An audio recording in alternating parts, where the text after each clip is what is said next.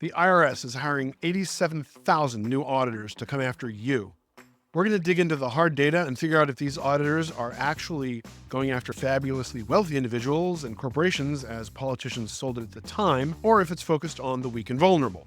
I'm Evan Goldstein. I'm a licensed professional engineer, and I'm a data scientist, and I'm building AI Capitalist to help business leaders and big thinkers like you stay ahead of the curve using the new tools of machine learning and AI. As part of the Inflation Explosion Act, they actually called it the Inflation Reduction Act. It included a provision that sluiced over $80 billion to the IRS to increase their enforcement capabilities. The Internal Revenue Service is one of the few departments of the United States government that actually raises money. But it's not enough to cover the expenses that the government incurs, especially considering the orgy of spending and debt that is the Inflation Reduction Act. But the IRS is run the most like a business of any part of the government. Their key performance indicator is how much money they can produce for their sole shareholder, the United States Treasury. To figure out if they're raising this money from the poor or the rich, we're going to look at a study performed by Lee Vaughan, the former senior principal scientist for ExxonMobil. He was first able to download a map of the IRS auditing density from the years 2012 through 2015, and then he used Plotly Express, a plotting library within the Python programming language, to map audits onto the map. He then looked at the audit rate, audits per 1,000, linking it with county data using FIPS codes. It's like matching socks, but instead of colors, we're matching counties to their audit rates. And what's the end game here? It's about seeing where the IRS is really focusing its efforts. Are they going after the big fish and wealthy counties, or are they picking on the little guys? If we look at the heat map, we see the answer. The counties which have the highest audit rate are also the poorest. Now, this isn't proof of causation. It could be just a correlation. Perhaps these counties have a high number of actual tax cheats. Perhaps these counties have a huge separation between the rich and the poor, and the richest people in the country live in these counties alongside the poorest.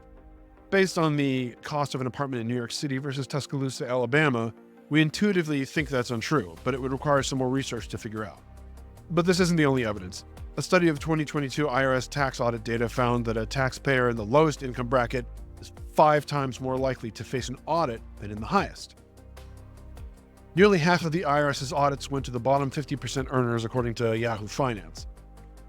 I don't know what the decision process within the IRS is, but this does look like an issue that is suspiciously common. Even so, today the IRS has roughly 80,000 auditors, and there are 164 million individual tax returns filed each year. The only way to handle this amount of data is by using machine learning. Machine learning algorithms have to be optimized around some set goal. In this case, given that the IRS's whole purpose is to provide revenue for the Treasury, the algorithm would need to look at how much money was actually being extracted from the targeted individuals by auditing. Setting this algorithm to optimize for revenue is easy. How much money has in the past been squeezed out of a particular class of taxpayers minus how much the audit cost. Go after the class of taxpayers that has the highest profit margin. For wealthy individuals who can afford attorneys to fight back, that profit margin is going to be relatively low. For poor individuals, well, they probably just pay the demand letter. The value proposition is a no-brainer. And if you feel that you're gaining value from this episode, I would appreciate it if you would hit the like button. Hitting like lets me know that I'm making content that you want to see, and it will get this little channel to break out of small channel YouTube jail. I genuinely appreciate your support. So let's just assume, for the sake of argument, that the IRS is staffed by individuals of the highest moral caliber. Regardless, the machine learning algorithm that they would use has 0 character. Finding a formula that results in what the social justice clique that supposedly wants to target the upper echelon wants and is also of the highest profitability is nearly impossible. Are audits to targets individuals who deserve to be audited, or are the most lucrative targets? And who decides who deserves an audit anyway? Who makes that moral decision? Who decides who deserves the audit? Certainly not the voters or taxpayer themselves.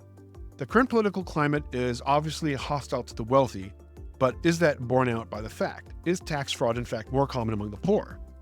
The basic question is, if the IRS isn't using profit margins to decide whom to target, how would we come up with a reasonable metric to use? This gets into some of the darker corners of social engineering.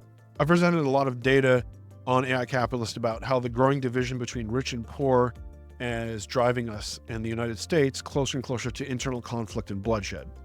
The government is already pumping vast amounts of wealth out of the working poor by inflating their wages away through massive debt and spending, unlawful immigration, automation, and finding ways to repress their wages. The IRS's decision to stick with algorithms that focus on auditing the poorest of the poor really looks like just another gasp of desperation from a dying machine.